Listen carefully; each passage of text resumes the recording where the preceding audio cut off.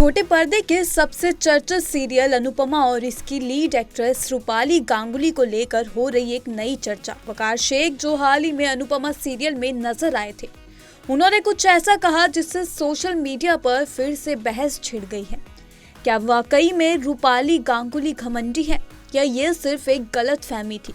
चलिए जानते हैं पूरी कहानी। अनुपमा सीरियल ने जब से टीवी की दुनिया में कदम रखा है, तब से लेकर अब तक इसने लाखों दर्शकों का दिल जीत लिया है।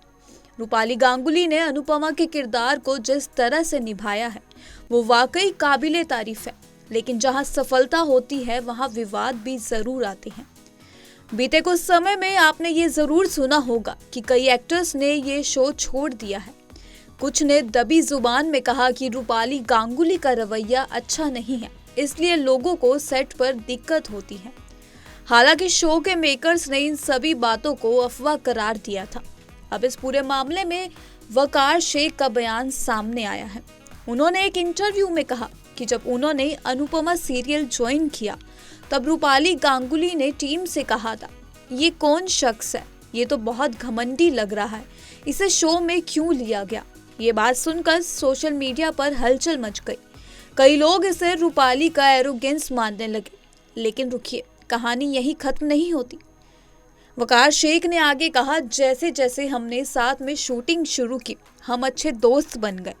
सेट पर खूब मस्ती होती थी, जोक्स चलते थे और हम दोनों को साथ में काम करने में बहुत मजा आया। इसी के साथ ही उन्होंने यह भी कहा कि रूपाली गांगुली जिस मुकाम पर है, उस पर पहुंचना आसान नहीं है।